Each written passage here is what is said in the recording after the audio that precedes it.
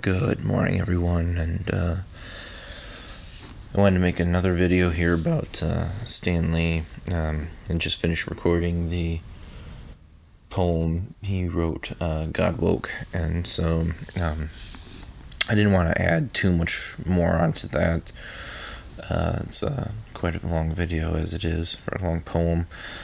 I wanted to talk a little bit about the character that he created, well, him and Jack Kirby. I mean, Jack Kirby really technically made Silver Surfer, but Stan Lee gave him his voice, and Silver Surfer is probably the most influential character that those two ever created that I've loved.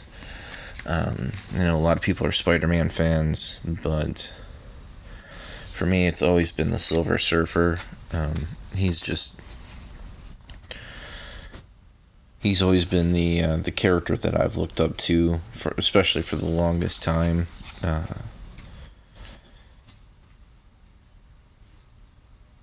lot of it has to do with the fact that he never felt that he was someone who belonged anywhere. He never felt like he could ever fit in. He was always an outcast wherever he went. And so he was always in constant turmoil, especially in the early run written by Stan Lee. He would either leave a situation, feeling good about something, just to have the next issue start off with him feeling good about something, then something bad happens, and then he ends up feeling terrible about everything.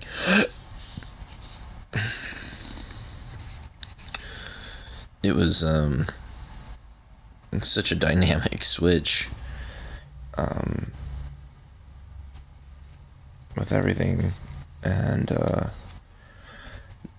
but he always had a very philosophical examination of everything that he ever goes through, and particularly, one of his major foes was always Mistopheles, Marvel's Satan, and it's interesting that that a philosopher's biggest threat is the devil. It was always such a powerful dynamic.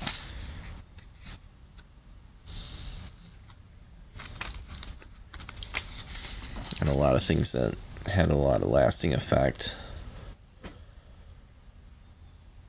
especially on my developing years. It was, with the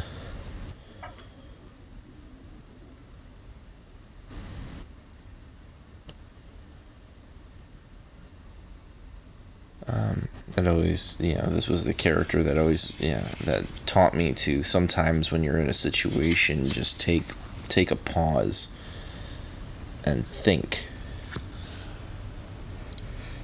about where whoever I might be in disagreement with, think of where they're coming from, and if I'm the middle of the situation between two people,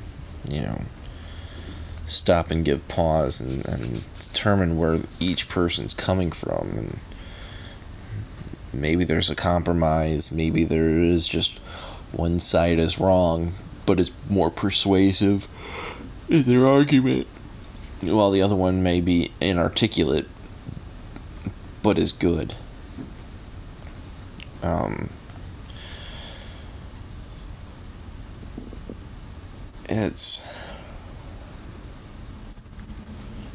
It's a good thing to think upon.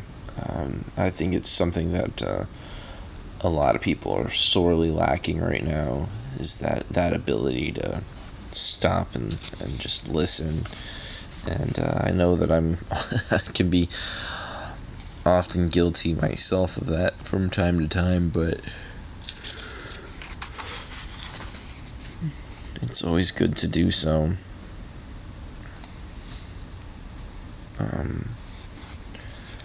especially with the struggles with like Comicsgate and everything like that. It's always good to, we should all stop and listen to each other.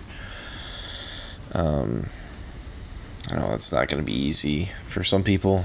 Not always going to be exemplified on the other side, but yeah, sometimes you do.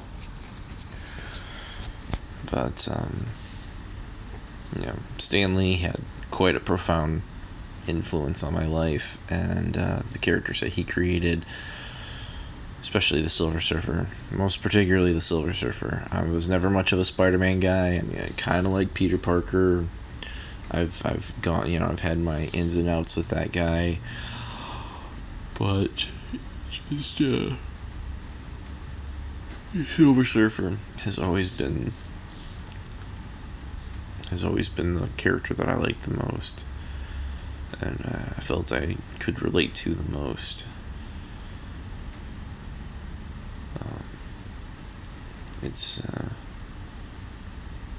It's tragic that we'll never get another script from Stan Lee again. We'll never get another soapbox from him again. We'll never,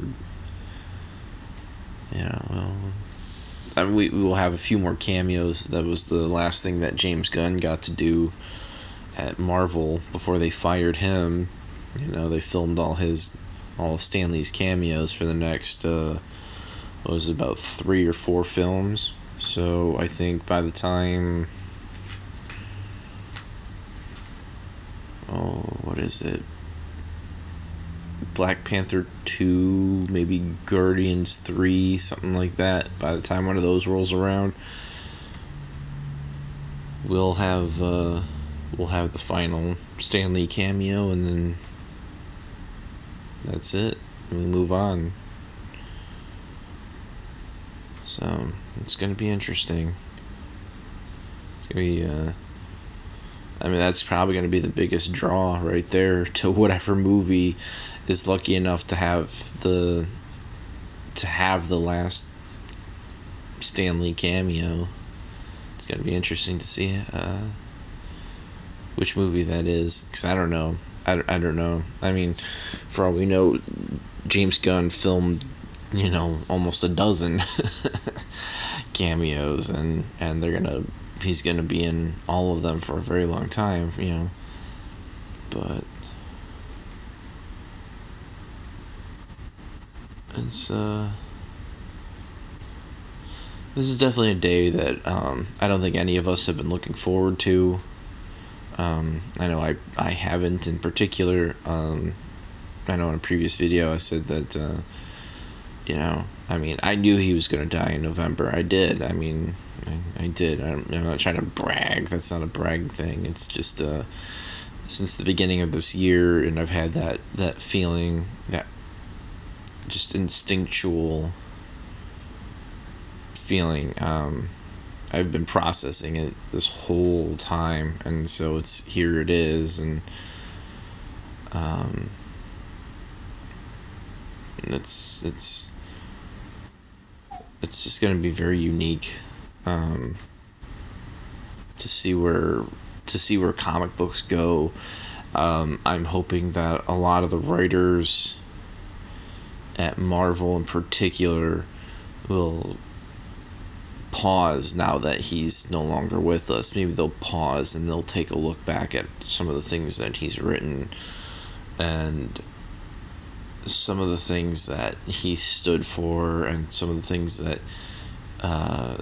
he's written about, and his attitudes, and the philosophical quest for things. And I hope that influences their writings, and that they can they'll stop doing whatever it is that they've been doing, the writings that have been just not selling books, but really go back to what made Stan Lee's writing so popular, and what made all the stuff that Ditko and Kirby and all those guys, go back and see what made them legends. You know, why that even after their death, these guys are gonna live on.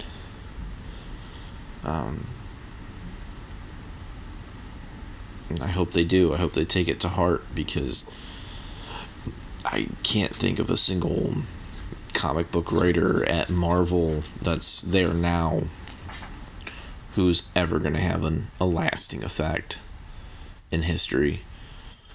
You know, a lot of them have their name on a book, but I mean, they're just going to be mentioned briefly in the character's existence. They're never going to be the primary name for the developer of this character, of these characters, you know, or a main name in contributing to them. So I really hope that people at Marvel, and I mean honestly just across the board in all the industry, they'll stop and they'll really consider it, and they really should go back and really look at the Silver Surfer in the Stan Lee run in particular, because as Stan Lee had said in a couple of different places, but I'm pretty positive he said it in the Ultimate Silver Surfer novel, is that the Silver Surfer right here, and I'm pretty sure he may even said it in Mutants, Monsters, and Marvels, that he that this was him, that the aspects of the things that he's always wanted to write, he put into the Silver Surfer. These are the things the questions that he's always endeavored, and the things that he's always wanted to tackle, and really put himself into this character. And I think it's one of the reasons why the Silver Surfer still remains as a crown jewel of Marvel, but a very unsung crown jewel. One of the most underrated, overlooked, misrepresented, misunderstood character, especially from the Dan Slott run. I can tell that Silver Surfer was not. He was a misunderstood character. Dan did not get him at all. He's not about, you know, silly little adventures and all this other goofy stuff. Like, that's not Silver Surfer. Silver Surfer tackles philosophical endeavors, the ever learning, the ever yearning adventurer, the ever thinking, the never ceasing character. And that was Stan Lee. I mean, that man never stopped. Even until the day he died, he never stopped. That's something to consider.